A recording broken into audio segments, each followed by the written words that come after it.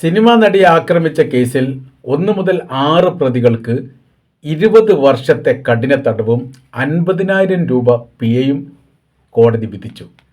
ഇത് അപൂർവങ്ങളിൽ അപൂർവമായിരിക്കുന്ന ശിക്ഷാവിധിയായിട്ട് തന്നെയാണ് വിലയിരുത്താൻ വേണ്ടി സാധിക്കുന്നത്. സൗദി മോഡലാണ് യഥാർത്ഥത്തിൽ സ്ത്രീയെ അപമാനിക്കുകയും ആക്രമിക്കുകയും ചെയ്യപ്പെട്ടതുമായി ബന്ധപ്പെട്ടുള്ള ഒരു കോടതി വിധി വന്നിരിക്കുന്നത്. 1 മുതൽ 6 വരെ പ്രതി എന്ന് പറഞ്ഞ സമയത്ത് സാധാരണഗതിയിൽ ഇത്തരം കേസിന് വിധി പറയുന്ന സമയത്ത് ഓരോ കുറ്റവാളിക്കും ഓരോ ശിക്ഷയാണ് വിധിക്കാറുള്ളത്. 1-ാം പ്രതി എന്ന് പറയുന്ന സമയത്ത് ഈ ക്രിമിനൽ ഗൂഢാലോചന അല്ലെങ്കിൽ ക്രിമിനൽ പശ്ചാത്തലവുമായി ബന്ധപ്പെട്ട് ഏറ്റവും കൂടുതൽ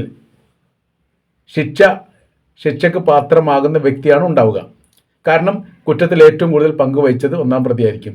2-ാം പ്രതി എന്ന് പറയുന്ന സമയത്ത് 1-ാം പ്രതിയുടെ അത്ര കുറ്റകൃത്യം ചെയ്തിട്ടില്ല എന്നാണ് അനുമാനിക്കാൻ വേണ്ടി സാധിക്കുക. 3-ാം പ്രതി പിന്നെ താഴെ വരും.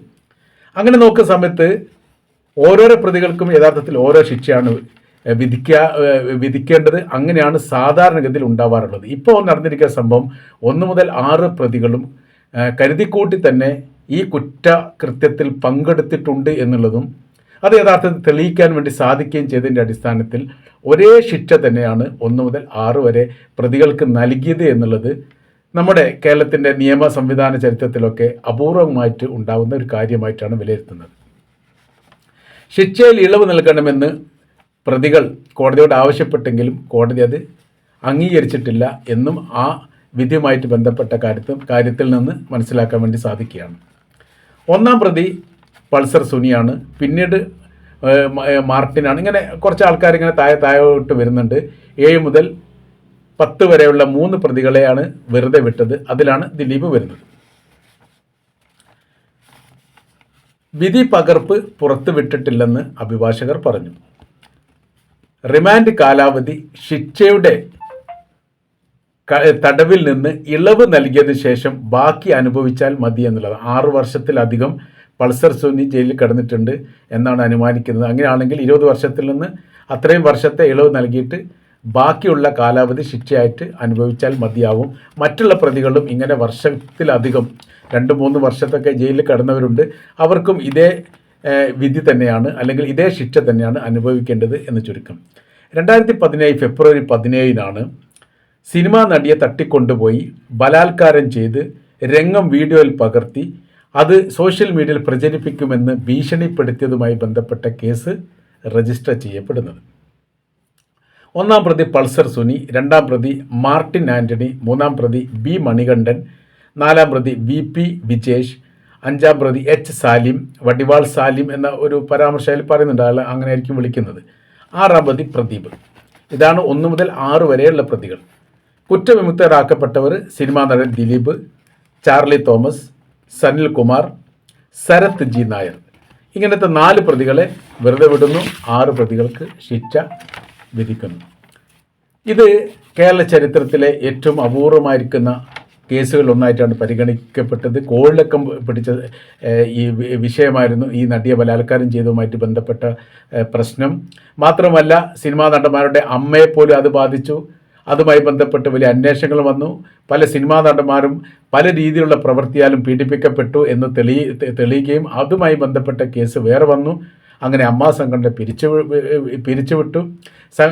നേതൃത്വമില്ലാത്ത സംഘടനയായി അത് നിലനിന്നു. അങ്ങനെ സിനിമാ ഫീൽഡുമായിട്ട് ബന്ധപ്പെട്ട ഒരുപാട് നടന്മാരെക്കുറിച്ച് ഏറ്റവും മോശപ്പെട്ട രീതിയിലുള്ള ലൈംഗിക അപവാദ കേസ് പുറത്തു കൊണ്ടുവന്ന ഒരു സംഭവത്തിന് ആക്കം കൂട്ടിയതാണ് ദിലീപുമായി ബന്ധപ്പെട്ട ഈ കേസ് എന്നൊരു പ്രത്യേകതയുണ്ട്. ഏകദേശം 13ഓളം വകുപ്പുകൾ പ്രതിക്കെതിരെ ചുമത്തിയിട്ടുണ്ട്. നമുക്ക് നോക്കാം ഏതൊക്കെ വകുപ്പുകളാണ് എന്നുള്ളത്.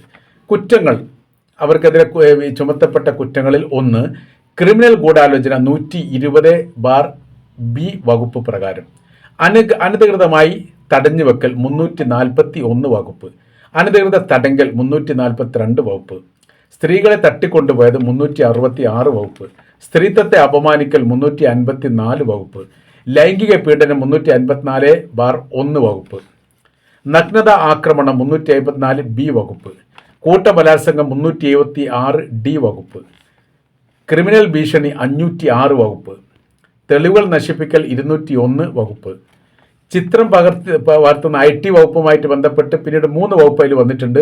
അതിലൊന്ന് 66 ഈ ചിത്രം പകർത്തിയത്, പിന്നീട് ലൈംഗികപരമായി രേഖപ്പെടുത്തിയെന്നാണ് പറഞ്ഞത്. അതായത് വീഡിയോ പകർത്തി അതുമായിട്ട് ബന്ധപ്പെട്ട് 67A വകുപ്പ്.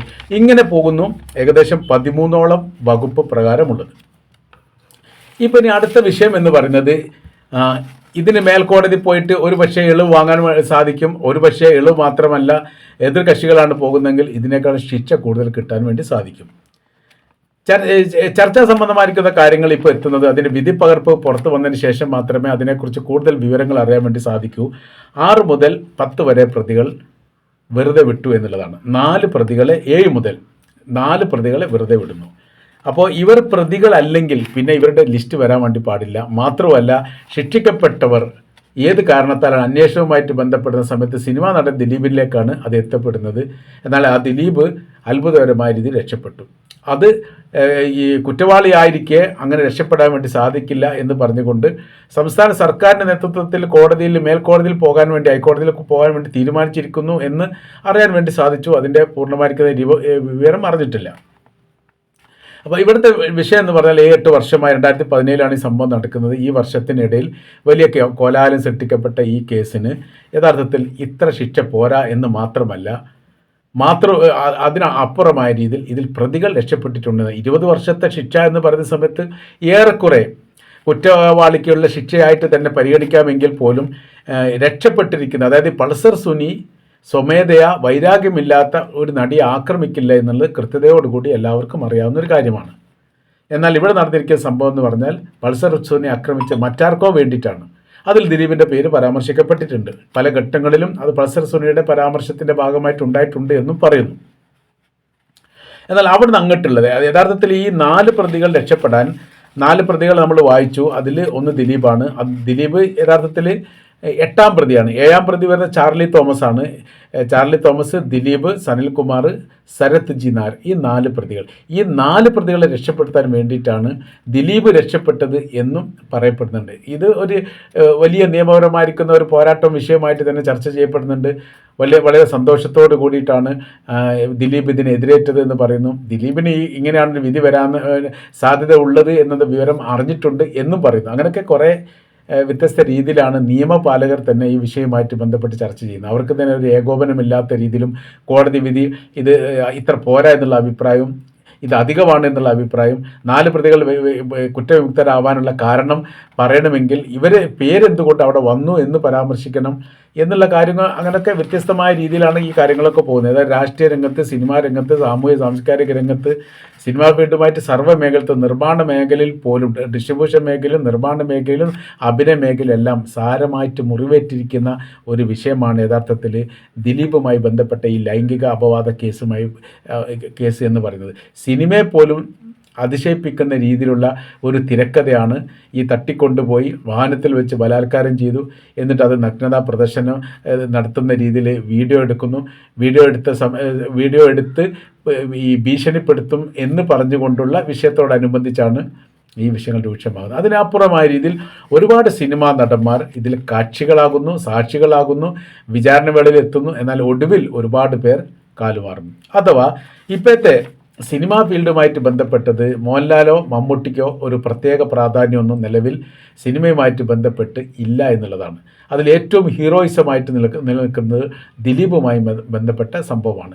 മോഹൻലാലും ഈ മമ്മൂട്ടിയെല്ലാം ദിലീപിൻ്റെ കീയെ ജോലി ചെയ്യുന്ന രീതിയിലേക്ക് യഥാർത്ഥത്തിൽ ഇപ്പോൾ സിനിമാ ഫീൽഡ് എത്തിയിരിക്കുന്നു.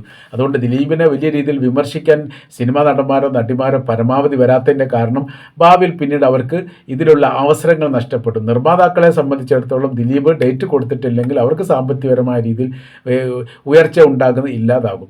മാത്രമല്ല, ഏതൊക്കെ നടന്മാർ ഏതൊക്കെ നിർമ്മാതാക്കളുടെ സിനിമയിൽ അഭിനയിക്കണം എന്ന് തീരുമാനിക്കുന്നത് പോലും ദിലീപിൻ്റെ ഒരു പ്രത്യേക ഫാൻസാണ് എന്ന് പോലും ഇതിനു മുമ്പ് പുറത്തു വന്ന റിപ്പോർട്ടിൽ പറയുന്നതാണ്. അപ്പോൾ നിർമ്മാതാക്കൾക്ക് പണം കൊടുക്കുന്നതുമായി ബന്ധപ്പെട്ടും ഡിസ്ട്രിബ്യൂഷനുമായി ബന്ധപ്പെട്ടും അഭിനയവുമായിട്ട് ബന്ധപ്പെട്ട കാര്യത്തിലൊക്കെ വലിയ രീതിയിലുള്ളൊരു നിയന്ത്രണം ദിലീപിൻ്റെ കൈവശത്തിലുണ്ട് എന്നതിനാൽ അയാൾ ശിക്ഷിക്കപ്പെട്ടിട്ടില്ല എന്ന് പറഞ്ഞതോടുകൂടി ഈ മേഖലയുള്ളവർക്കെല്ലാം വലിയ ഉണർവുണ്ടായിട്ടുണ്ട്. കുറ്റവാളി ആണോ അല്ലേ എന്നുള്ളത് അടുത്ത കോടതി വിധി പ്രകാരം അല്ലെങ്കിൽ വിചാരണയുമായിട്ട് ബന്ധപ്പെട്ട് അറിയാൻ വേണ്ടി സാധിക്കും എന്ന് മനസ്സിലാക്കാൻ വേണ്ടി പറ്റും. അങ്ങനെ അവർക്ക് വലിയ ഈ ഉഷാറുണ്ടായിട്ടുണ്ട് എന്ന് മാത്രമല്ല, അതോടൊപ്പം തന്നെ സസ്പെൻഡ് ചെയ്യപ്പെട്ട മേഖലയിലൊക്കെ ദിലീപിനെ തിരിച്ചെടുക്കണം എന്നുള്ള അഭിപ്രായം ഫെഫ്കൊക്കെ ഇതിനിടയിൽ ഇപ്പോൾ അഭിപ്രായങ്ങൾ പറഞ്ഞു. നിർമ്മാതാക്കളുടെ സംഘടന അത് പറഞ്ഞു. അപ്പോൾ സിനിമയിൽ അമ്മ സംഘടനയുമായിട്ട് ബന്ധപ്പെട്ട് അത് പറഞ്ഞു. അവരൊക്കെ എല്ലാവർക്കും ദിലീപിനെ തിരിച്ചെടുക്കണമെന്ന് പറഞ്ഞുകൊണ്ട് ദിലീപിനോട് പ്രത്യേക താല്പര്യം കൊണ്ടല്ല, സിനിമാ ഫീൽഡിൻ്റെ തലച്ചോറായി പ്രവർത്തിക്കുന്ന ദിലീപ് ആയതുകൊണ്ട് ഒരുപാട് സിനിമ നിർമ്മാതാക്കളുമായിട്ട് ബന്ധപ്പെട്ടും അഭിനയിക്കുന്നവരുമായിട്ട് ബന്ധപ്പെട്ടവരുടെയൊക്കെ ഭാവി വലിയ തുലാസിലാണ്. ദിലീപ് തിരിച്ചു വന്നാൽ ഒരുപക്ഷെ അതിനൊരു ഉണർവുണ്ടാവും എന്ന് മനസ്സിലാക്കിയതിൻ്റെ അടിസ്ഥാനത്തിൽ നീതിയോ അനീതിയോ എന്നുള്ള അല്ല പ്രശ്നം, ഓരോരുത്തരുടെ വ്യക്തിപരമായിരിക്കുന്ന നിലനിൽപ്പുമായിട്ട് ബന്ധപ്പെട്ട് പരമാവധി ആളുകളെല്ലാം ദിലീപിനെ സപ്പോർട്ട് ചെയ്യുന്നു എന്നുള്ളതും, എന്നാൽ നിയമപരമായ രീതിയിൽ ദിലീപ് കുറ്റത്തിൽ നിന്ന് മോചിപ്പിക്കപ്പെട്ടു അല്ലെങ്കിൽ അയാൾ കുറ്റവാളി അല്ല എന്ന് ബോധ്യപ്പെടുത്തുന്ന രീതിയിലുള്ള പ്രസ്താവന വന്നതോടുകൂടി അല്ലെങ്കിൽ വിധി വന്നതോടുകൂടി അതിൻ്റെ മേൽക്കോടതിയിൽ നീതിക്ക് വേണ്ടി പോകാൻ വേണ്ടി തീരുമാനിച്ചിരിക്കുന്ന വിവരം പുറത്തു വന്നതോടെ ഈ വിഷയം തൽക്കാലത്തേക്കൊന്നും അവസാനിക്കില്ല എന്നുള്ളതാണ് നമ്മൾക്ക് മനസ്സിലാക്കാൻ വേണ്ടിയിട്ട് സാധിക്കുന്നത്.